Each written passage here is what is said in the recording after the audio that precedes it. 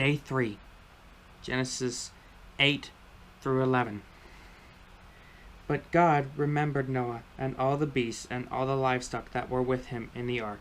And God made a wind blow over the earth, and the waters subsided. The fountains of the deep and the windows of the heavens were closed. The rain from the heavens was restrained, and the waters receded from the earth continually.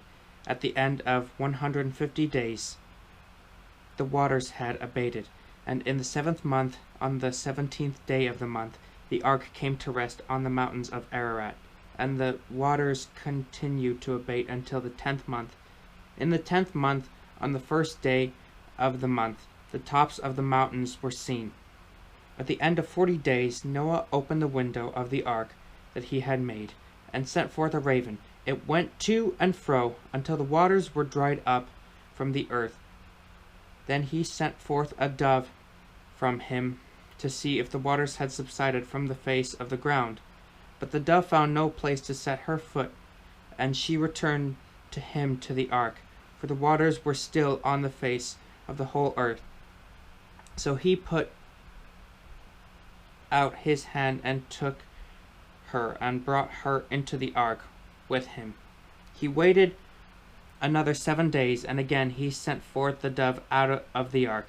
And the dove came back to him in the evening, and behold, in her mouth was a freshly plucked olive leaf. So Noah knew that the waters had subsided from the earth. Then he waited another 7 days, and sent forth the dove, and she did not return to him any more.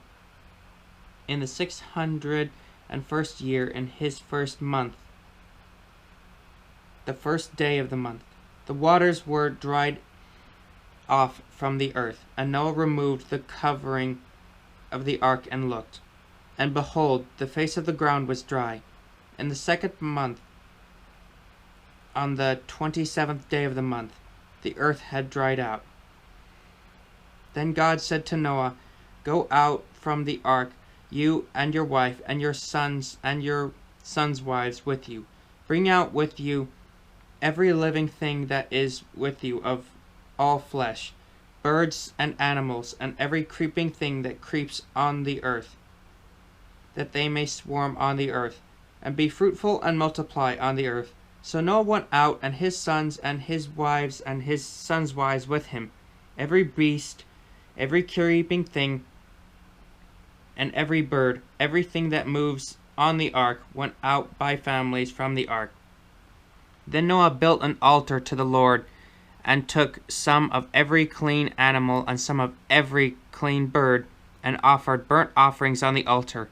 And when the Lord smelled the pleasing aroma, the Lord said in his heart, "I will never again curse the ground because of man, for the intention of man's heart is evil from his youth. Neither will I ever again strike down every living creature as I have done. While the earth remains, seed time and harvest, cold and heat, summer and winter, day and night shall not cease." And God blessed Noah and his sons, and said to them, "Be fruitful and multiply, and fill the earth. The fear of you and the dread of you shall be upon every beast of the earth, and upon every bird of the heavens, upon everything that creeps on the ground, and all the fish of the sea. Into your hand they are delivered. Every moving thing that lives shall be food for you. And as I gave you the green plants, I give you everything. But you shall not eat flesh with its life, that is, its blood. And for your lifeblood I will require a reckoning. For every beast I will require it, and from his fellow man I will require a reckoning for the life of a man. Whoever sheds the blood of a man, by man shall his blood be shed. For God made man in his own image. And you, be fruitful and multiply, increase greatly on the earth, and multiply in it." Then God said to Noah and to his sons with him, "Behold, I establish my covenant with you and your offspring after you, and with every living creature that is with you, the birds, the livestock, and every beast of the earth with you, as many as came out of the ark. It is for every beast of the earth I establish my covenant with you, that never again shall all flesh be cut off by the waters of the flood, and never again shall there be a flood to destroy the earth. And God said, This is the sign of the covenant that I make between me and you and every living creature that is with you for all my future generations. I have set my bow in the clouds, and it shall be a sign of the covenant between me and the earth. When I bring clouds over the earth, and the bow is seen in the clouds, I will remember my covenant that is between me and you, and every living creature of all flesh. And the waters shall never again become a flood to destroy all flesh. When the bow is in the clouds, I will see it and remember the everlasting covenant between God and every living creature of all flesh that is on the earth. And God said to Noah, This is the sign of the covenant that I have established between me and all flesh that is on the earth. The sons of Noah who went forth from the ark were Shem, Ham, and Japheth. Ham was the father of Canaan. These three were the sons of Noah, and from these the people of the whole earth were dispersed. Noah began to be a man of the soil, and he planted a vineyard.